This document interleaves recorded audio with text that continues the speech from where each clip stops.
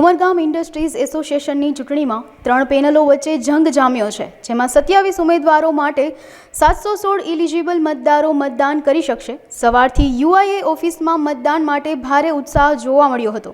ઉદ્યોગોના વિકાસ અને ઇન્ફ્રાસ્ટ્રક્ચર સાથે અધિકારીઓ જોડે લાઇઝનિંગ કરી શકે તેવા ઉમેદવારો જીતે તેવો આશાવાદ રાખવામાં આવી રહ્યો છે।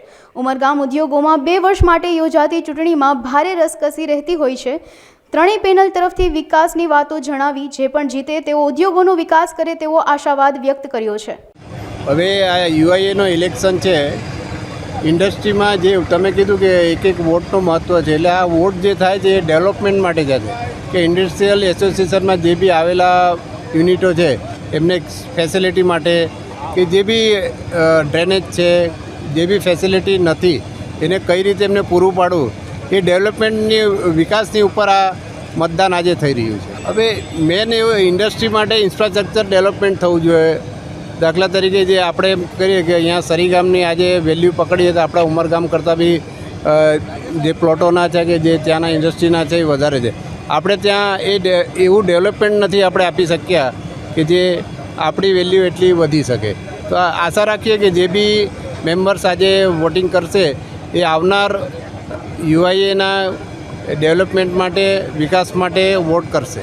જેમને જે લોકો સારા લાગતા હોય કે આપણું કામ કરે એવા લોકોને ચૂંટીને લાવવા માટે તો આવે છે, અને વિકાસના કામ તો બાકી જ છે, બાકી રહેવાના, ગમે ત્યારે એટલે બાકી રહેવાના। આપણો ભારત પણ હજુ વિકસનશીલ દેશ છે, વિકસિત નથી।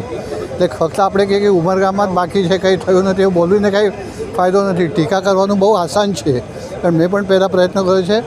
જ્યારે જેટલું જોઈએ તેમાંથી 5-25% થાય તો પણ બહુ થઈ ગયું। એકચ્યુઅલી આપણે કહીએ કે આ નથી થયું, નકારાત્મક જોવાનું નહીં, પોઝિટિવ રીતે જુઓ ને। દેર પીપલ આર ટ્રાઇંગ। 27 જણ છે, એમાંથી 15 બેસ્ટ આવશે જે લોકો ચૂંટશે તે, અને આપણે સપોર્ટ કરશું બધાને। टीम है, युवा इंडस्ट्रियल टीम है, और हमारा एक ही मोटिव है। हम ये चुनाव नहीं लड़ रहे, हम उमरगांव के विकास के लिए अपना योगदान देने के लिए इस चुनाव में हमने पार्टिसिपेट किया है।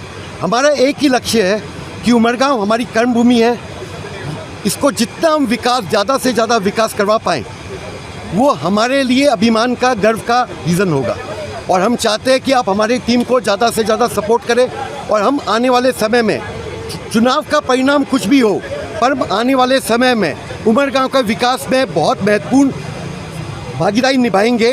ये हमारा आप लोग से वादा है। धन्यवाद।